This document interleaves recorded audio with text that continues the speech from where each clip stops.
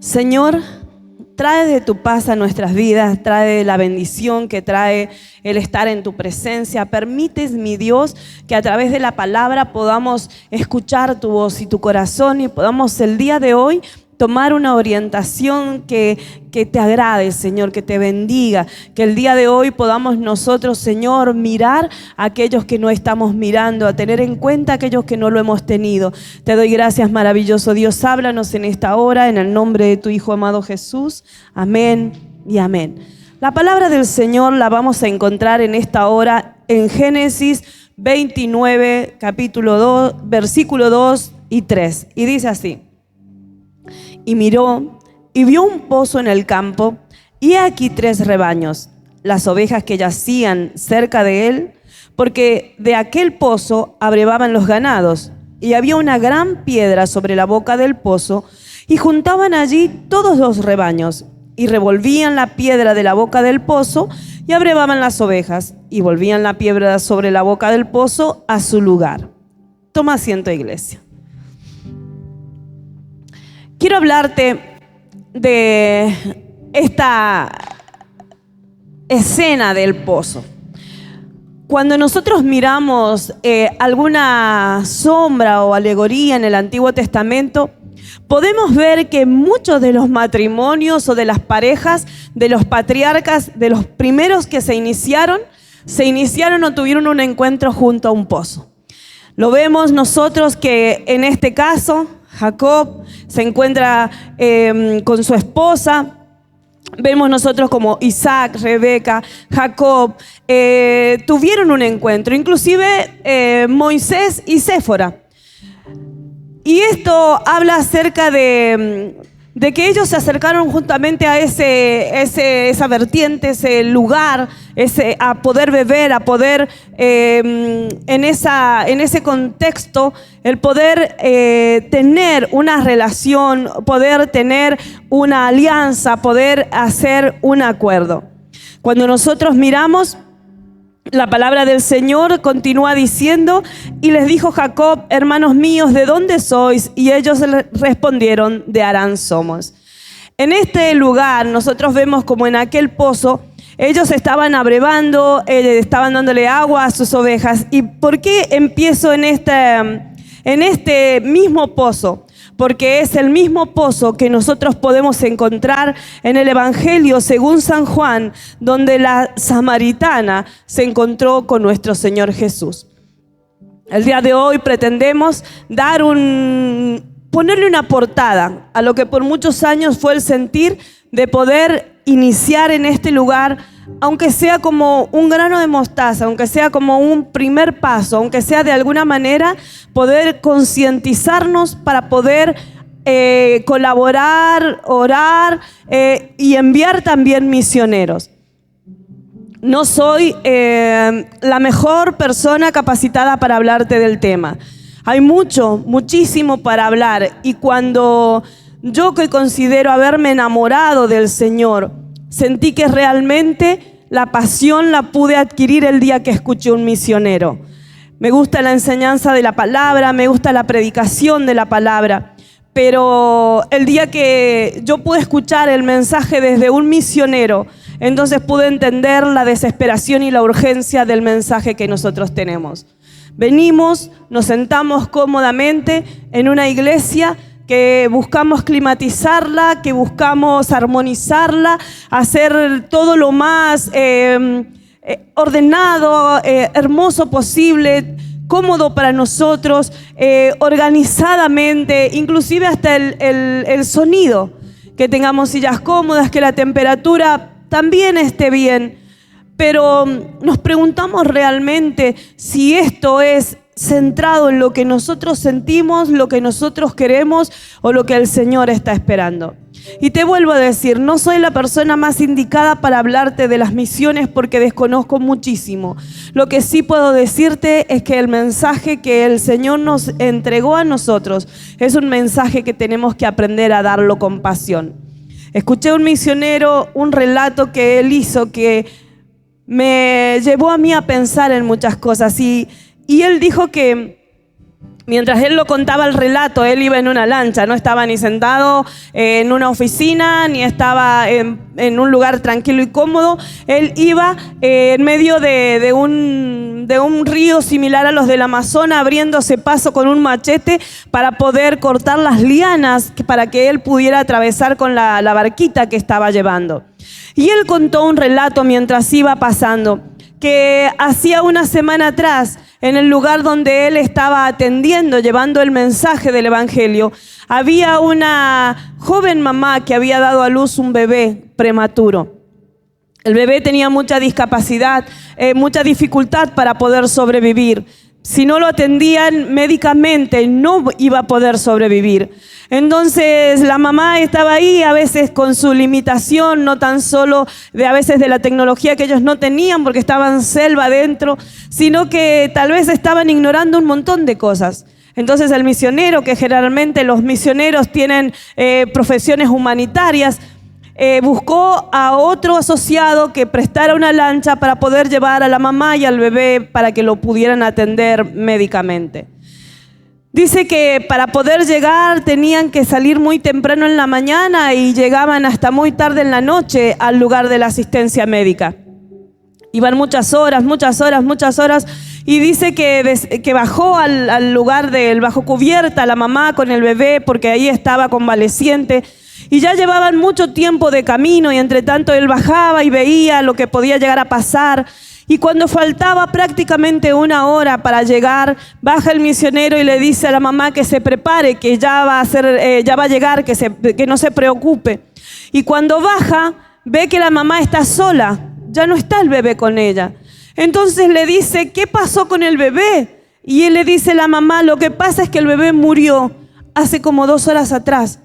Y dice, ¿qué lo hiciste? Lo tiré al agua porque ya no tenía vida.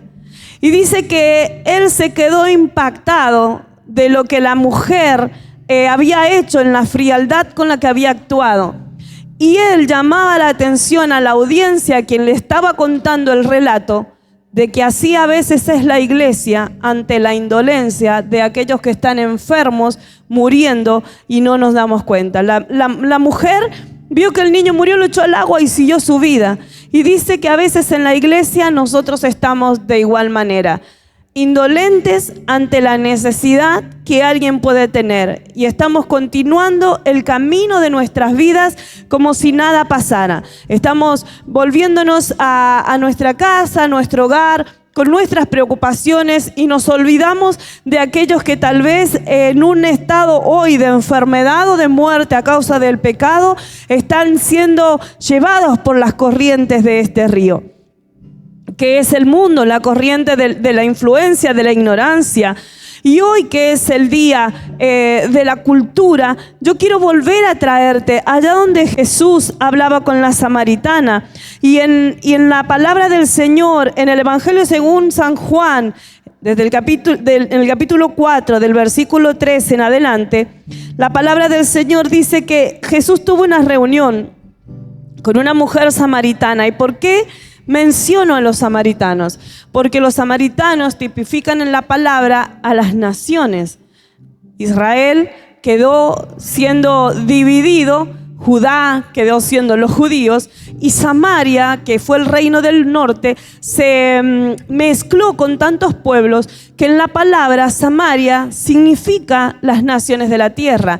Ellos somos nosotros reflejados en aquella comunidad. Y yo lo veo a Jesús como aquel misionero que descendió desde los cielos a venir a esta tierra, a que nosotros podamos aprender el mensaje de la palabra, diciendo él literalmente, me es necesario pasar por Samaria.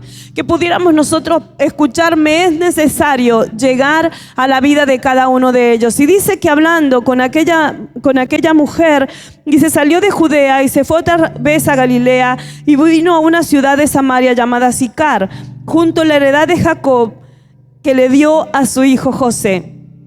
Aquel pozo con el que empezamos a leer el texto de hoy es el mismo pozo donde ellos están aquí, porque estaba junto a la heredad de José, que justamente José también tiene promesa a las naciones. Recuerden la promesa, la profecía de su papá, rama fructífera es José.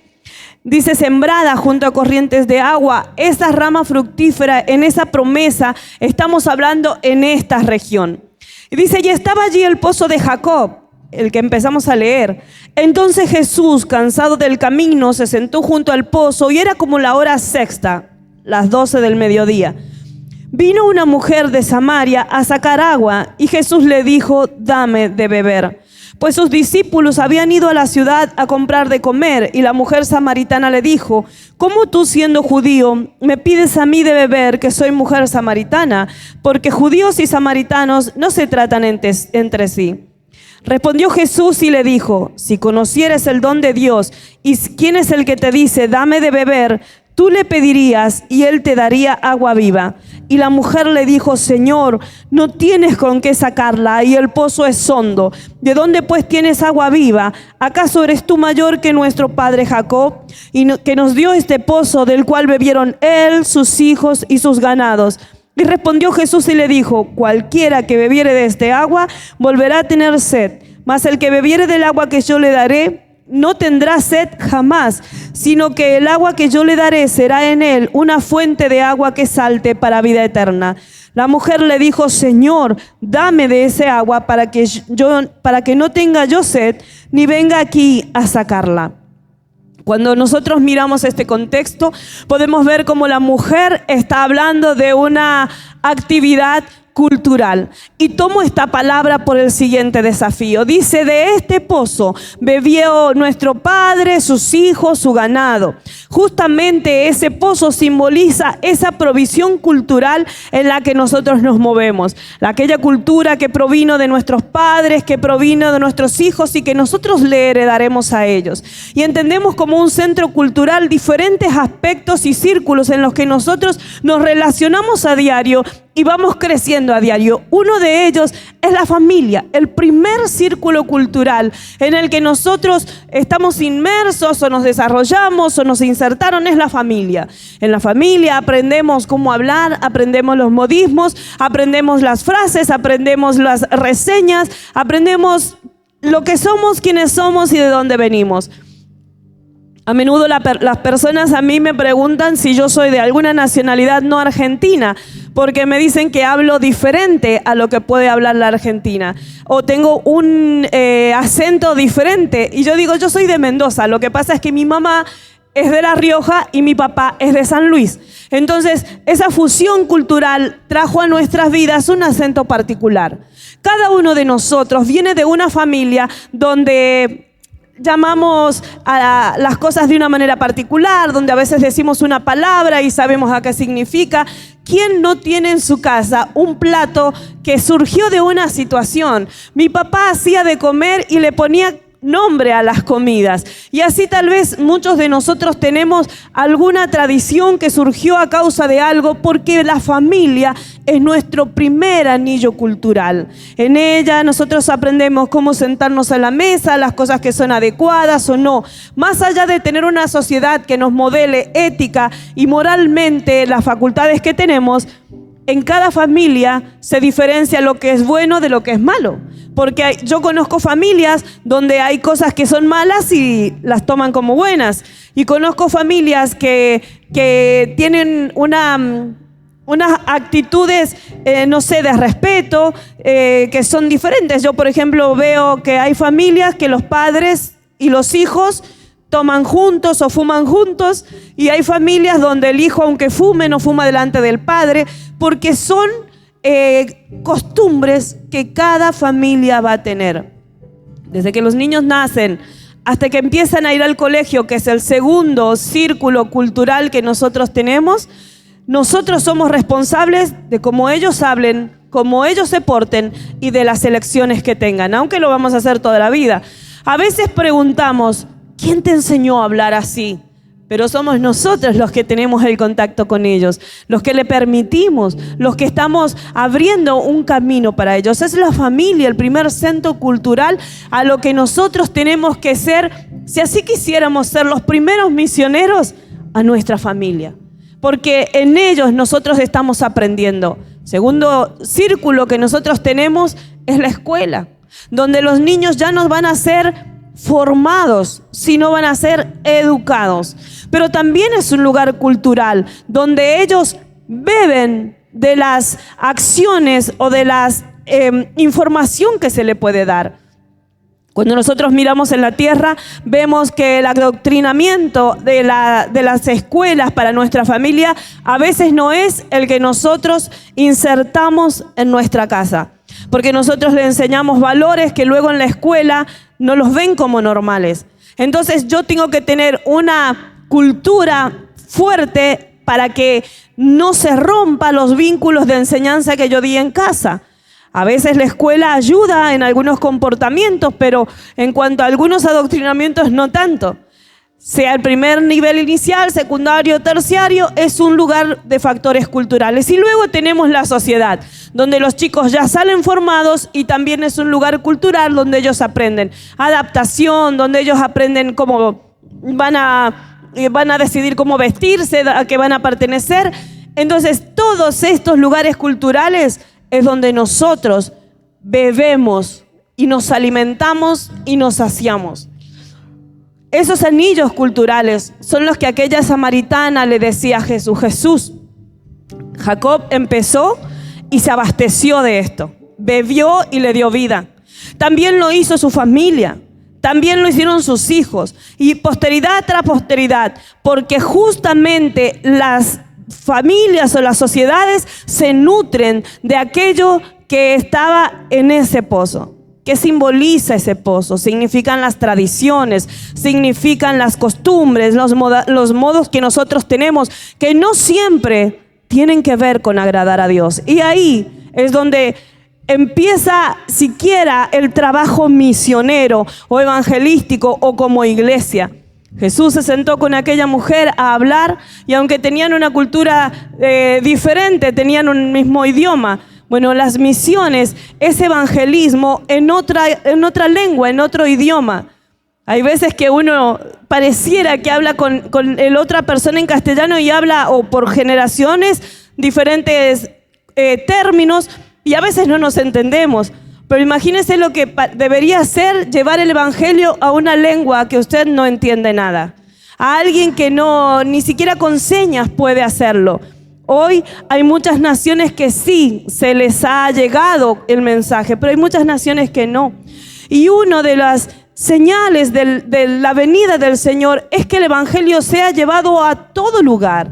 Entonces está en nosotros el que esto se pueda dar. ¿Y cómo yo puedo ser parte de las misiones? Bueno, justamente la iglesia debe aprender a capacitar. La iglesia tiene que aprender a concientizar en primera instancia, a que seamos conscientes de que hay lugares. Mira, yo miré acerca de misiones que tienen el llamado a poder ir a otros lugares. Y existe una iglesia perseguida, que yo hice allá la bandera de Corea del Norte, que es el número 1, donde no se puede entrar un misionero, donde el solo hecho de una Biblia es razón de muerte. Tener en la casa, en la familia, donde ni siquiera que se está pudiendo traficar, si se quisiera decir así, el evangelio, donde no se puede, es caso de muerte o de ir a un campo de trabajo forzado, el poder mencionar siquiera a Dios en sus vidas. Nosotros tal vez no tenemos ese llamado para poder llegar, pero dice esa misión, y creo que es lo sensato, que lo menos o lo más que podemos hacer por ellos es orar. Y si tal vez nosotros no podemos ser un misionero a las naciones, mínimo tengamos un tiempo de oración por ellos, en los cuales yo pueda ser parte de esas misiones, porque una manera es poder ir. Pero ¿y si yo no puedo ir porque no tengo el llamado, porque por X razón, por lo que fuera? Orar es lo mínimo y lo máximo que yo puedo hacer. Escribir una carta, buscar la manera de comunicar, de decirles que ellos no están solos. Hay un testimonio que a mí me conmueve muchísimo, que es algo real que les pasó a Brenda y a Carly cuando ellos hicieron misiones para el Perú.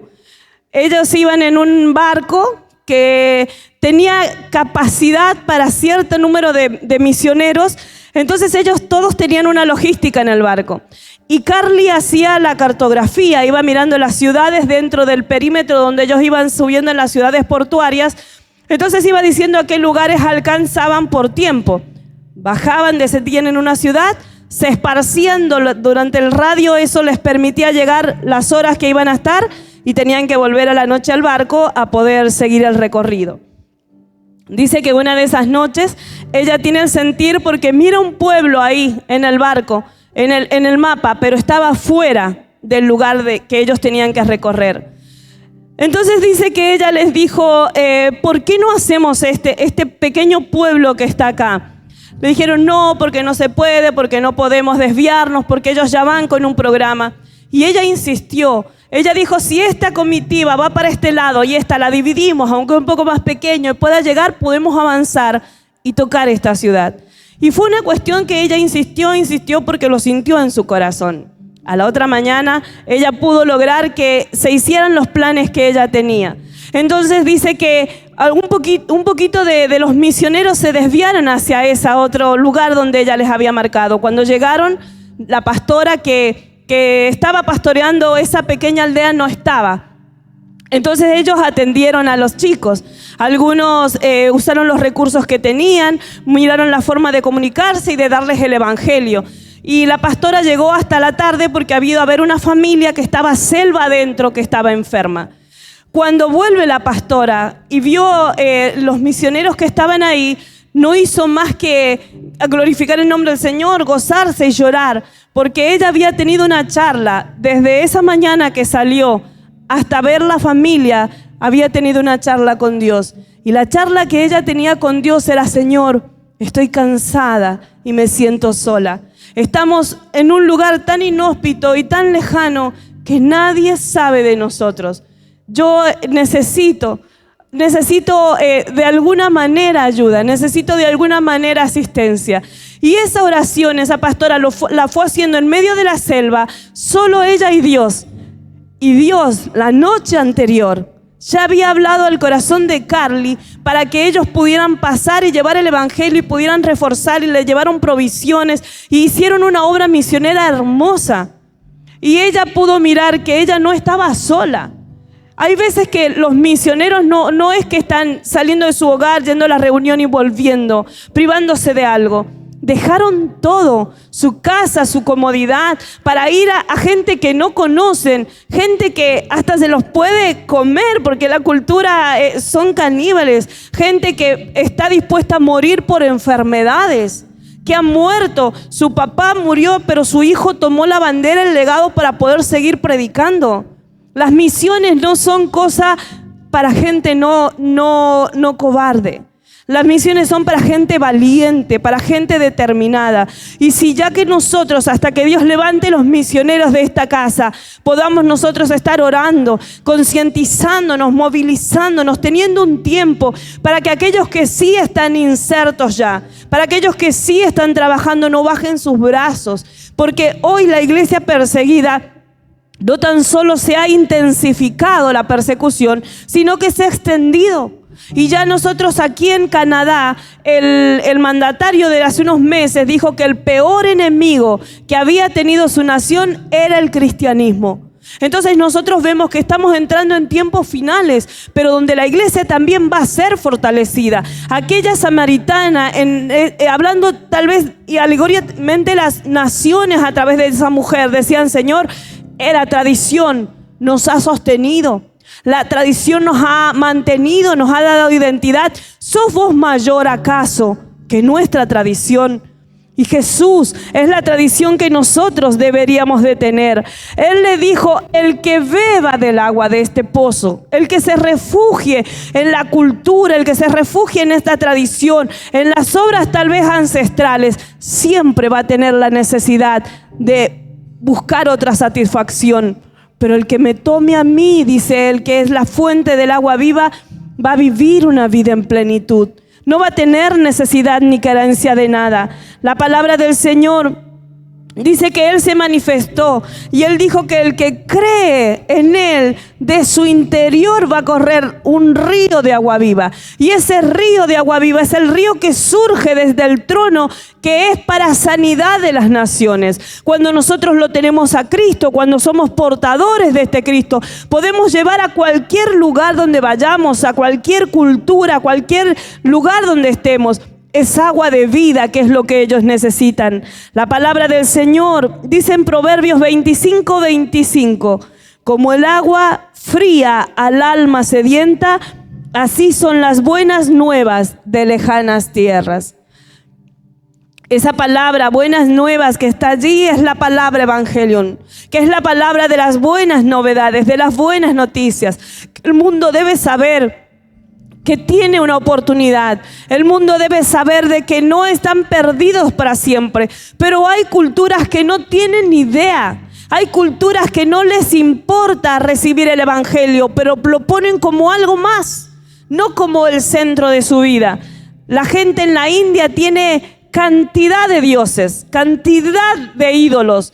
Le llevan el evangelio y dicen, sí, perfecto, es bien aceptado, pero lo ponen entre sus tantos estatuillas que tienen. Ponen a Jesús en medio de tantos dioses que ellos tienen. Entonces lo que necesitamos nosotros no tan solo es la información, es la conversión, la transformación. Porque de la cultura lo que se va a hacer es una remoción. Se remueve todos los cimientos, todo lo que hay se remueve. Y se establece una transformación que viene a través del poder del evangelio. Por eso se necesita el poder de ese agua viva, para que al remover las raíces ancestrales, la de la cultura, lo que no trae, las obras muertas, y poder establecer una transformación cultural en sus vidas, un gobierno del reino de Dios, se pueda poner la salvación que la redención trae para cada uno de ellos. Esos somos vos y nosotros, los que hoy nos estamos concientizando, los que hoy veremos por las naciones, porque tal vez no podemos ir, pero sí podemos hoy empezar a orar por ellos. Y también otra manera de ir es poder financiarlas.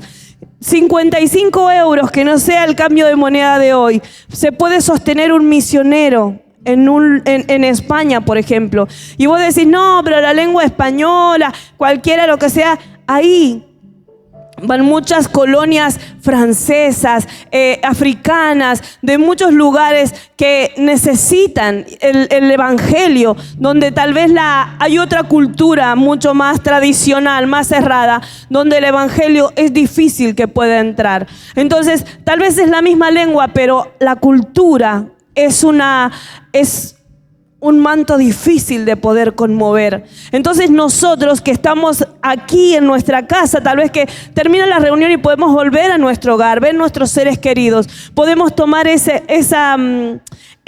iniciativa, no tan solo de concientizarnos, de orar por ellos, sino también de poder ofrendar.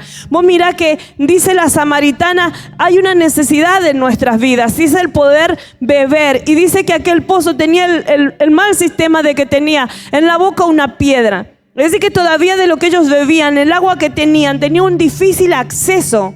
Pero el agua que Jesús les ofrece, el evangelio, es un agua viva que brota, un agua que en la palabra tiene el simbolismo para poder limpiar y restaurar al que está inmundo, al que está fuera del pacto, a poder poner en una actitud o en una posición de pureza, como fue la propiciación que nos dio Él a través de la sangre de Él. Le dijo el Señor Jesús cuando sigue hablando con la mujer y le dijo, ve, llama a tu marido y ven acá. Y respondió la mujer y dijo, no tengo marido. Jesús le dijo, bien has dicho, no tengo marido, porque 5 maridos has tenido y el que ahora tienes no es tu marido. Esto has dicho con verdad. Y la mujer le dijo, Señor, me parece que tú eres profeta. Hablamos hace unos días atrás acerca del número 5, que era gracia y revelación. Qué bueno es que tal vez muchas personas teológicamente buscan darle mucho significado a este número 5, pero quiero quedarme el día de hoy con eso, con gracia y revelación, gracia y aliento. Que sea lo que las naciones están necesitando de una iglesia, que tal vez desde este lugar puede ser el epicentro de grandes acontecimientos. Le sigue hablando la mujer cuando él le dice, pero esto está pasando, y él le dice, llama a tu marido, y él habla de adoración y revelación porque ella quiere satisfacer con cuestiones terrenales, ansias que puedan llenar su vida. Hoy hay mucha gente que busca llenar desde la cultura, llenar desde las raíces, desde las tradiciones, muchas carencias que hay dentro. La idolatría, la brujería, un montón de altares y cosas que para ellos son buenos porque no conocen otra forma de vivir, pero los están condenando. No quisiera que nosotros seamos como aquella mamá indolente que cuando vio que no podía hacer nada por aquel bebé, lo echó a la corriente del agua y siguió como que nada estaba. Hoy Argentina está siendo azotada por un montón de cosas que si no nos informamos nos va a pasar por arriba. Yo puedo creer que no te quieras amargar con muchas novedades, pero es la tierra en donde nosotros vivimos. Y no hace falta tal vez irse tan lejos, a Corea del Norte, a lo que sea. Podemos estar muy cerca y muy pronto. Te vuelvo a decir, existe un primer anillo misionero que es tu casa. El segundo que es tu lugar de interrelación y el tercero la sociedad. Empecemos mínimo siendo buenos misioneros con lo que tenemos para que Dios empiece a despertar en nosotros esa conciencia de poder aportar para que en otras lenguas, para que en otras naciones, para que en otros lugares el evangelio sea conocido. Hoy es el día donde la diversidad cultural está siendo celebrada, donde la diferencia es lo lindo tal vez de una cultura, pero hay culturas que son culturas de muerte. Entonces aferrémonos a lo que sí es bueno, y si nosotros tenemos algo para aportarle a las naciones, es a nuestro Cristo. Seamos nosotros esos misioneros, que podamos tener en nosotros el agua viva que le lleve a la sed de otros que se están nutriendo de tradiciones muertas y lo único que están haciendo es vivir con hambre, con sed, con necesidad y dando la adoración donde no va a poder llegar. Dice al final el texto, cuando cuando el Señor está hablando del marido, de la necesidad y todo lo demás, habla acerca de la adoración. Y dice que los verdaderos adoradores deben adorar en espíritu y en verdad. Cuando nosotros adoramos al Señor, se ve en el compromiso, se ve en la forma en la que nosotros tenemos de cumplir, en la forma en la que nosotros tenemos por preocuparnos por alguien más. Entonces a mí me gustaría que nosotros en esta hora lo que podríamos hacer es levantar un clamor por las naciones, es poder orar porque la palabra del Señor dice que Él iba a enviar de su espíritu sobre toda carne y el Espíritu Santo de Dios está procurando en este tiempo movilizarse sobre todo lo que respira adorando su nombre. Entonces, ¿cómo nosotros no podemos ser una iglesia que pueda ser parte de este gran mover, de esta gran cosecha mundial, para que nosotros podamos en esta diversidad cultural llevar una oración por las naciones? Tal vez la bandera que vos sentiste hacer, la que vos elaboraste, la que trajiste, te la lleves y puedas mirar algunas novedades de cómo es la condición de la iglesia en ese lugar y ores por ese lugar. No hiciste ninguna, fíjate en alguna de las que esté allí y oramos por ese lugar. Y eso ya nos está transformando en ser parte de las naciones. Hay gente que está muriendo para llevar el evangelio. Hay gente que está dándolo todo para que la novedad de vida que nosotros tenemos, para la eterna esperanza que hay en el evangelio, se pueda saber. Yo quisiera saber si en esta casa hay gente valiente dispuesta a entregar un poco de su comodidad o el costo de una Coca-Cola para poder dar una ofrenda, para que a partir de este día podamos levantar una ofrenda, encontrar un misionero, una familia misionera y enviarles a ellos los recursos que tal vez pueden cambiar y hacer la diferencia entre solamente esperar y poder tener las respuestas de aquellos que están esperando. Yo quiero pedirte que te pongas en pie.